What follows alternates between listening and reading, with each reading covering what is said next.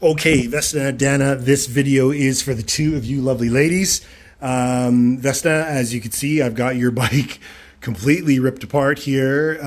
Got all your front end down there. Got the lights, camera action, everything up here. Now, these are your bearings. This is what they look like as they came. I literally just yanked this out, and this is what they look like. Yummy, yummy in my tummy. Pretty gross. Okay, moving up though, more importantly, what I wanted you to see, what I want both of you to see, and the lighting is really, oh no, you can see it. Okay, let me get this quick pointer here. Okay, so without putting any lights in there, I want you to focus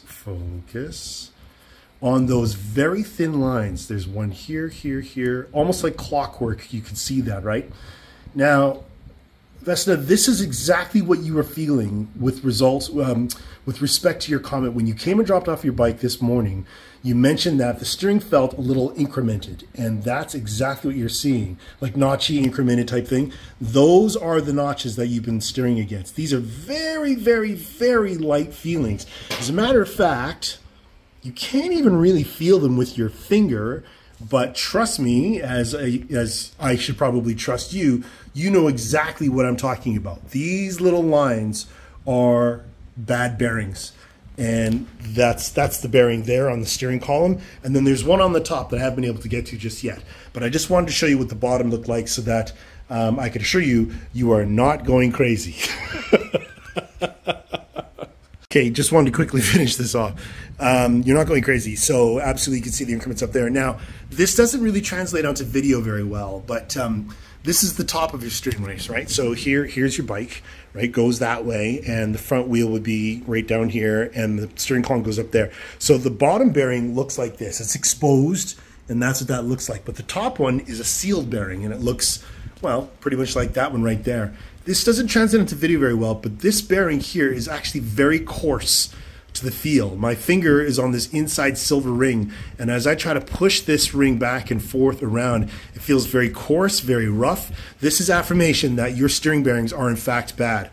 I'm going to try to remove this as gently as possible so that when you arrive here, you can fondle this yourself and get a feel for what bad bearings actually feel like. That one down there is just gooey and gross, and I don't know that you really want to fondle that all that much.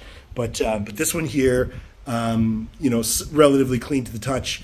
You could have a feel on this one here, just to know that when I mentioned to you, hey man, I think your steering bearings are bad. Your tires were one indicator, but those are the original tires with the bike. But the other indicator was when I had the front wheel in the air, it felt notchy. And yeah, that's, oh.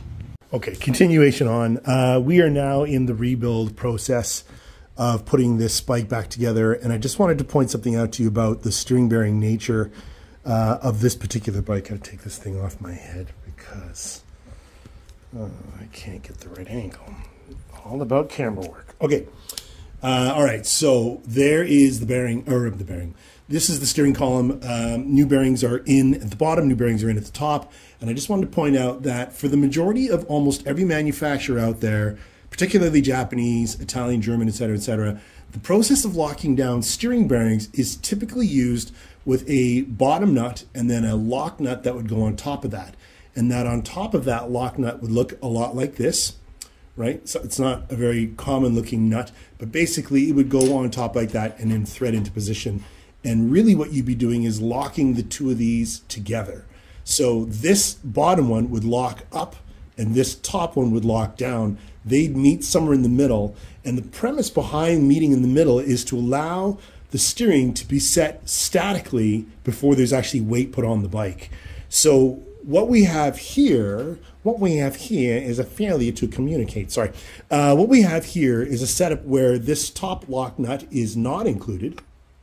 And what ends up happening is, probably from the factory, is this is set in this position going this way, and then the wrench would be, no, go this way, sorry. So, all right, so the steering goes this direction, that way, and then the lock nut is turned against this, and then there's basically, on feel, you, and put this back this out just one step, there you go. Based on feel, you'd be able to feel the steering like this, but this is kind of foreign, right? Because the forks, the handlebars, the wheel, fender, everything has to be on here in order for you to get the actual feel of how this bearing setup would happen. And it's very, I'm going to say, foreign, you know, to set it up this way. Basically, set this super snug and then back it off a little until this starts to feel neutral. And then I guess you would assume what it would feel like once the weight of the bike is on. And then once you're out there riding the bike, if the bearings are set too tight, which is what I presume is happening with your bearings based on those very thin markings that were on there. If the bearing is set too tight, then what you experience as the rider is steering that's very notchy. If it's set too loose, then you get bearings that wear out prematurely. You want to set it just right, which is primarily why this lock nut would just be so fantastic if Indian included it. This one, as you can tell, doesn't fit at all. Oh, no, it doesn't fit at all. And even if it did, when I take the top triple and I put this back on top, the amount of stackable room between the bottom here and the top is measured precisely. And this big, thick nut won't fit. So that's where we're at. Darn it.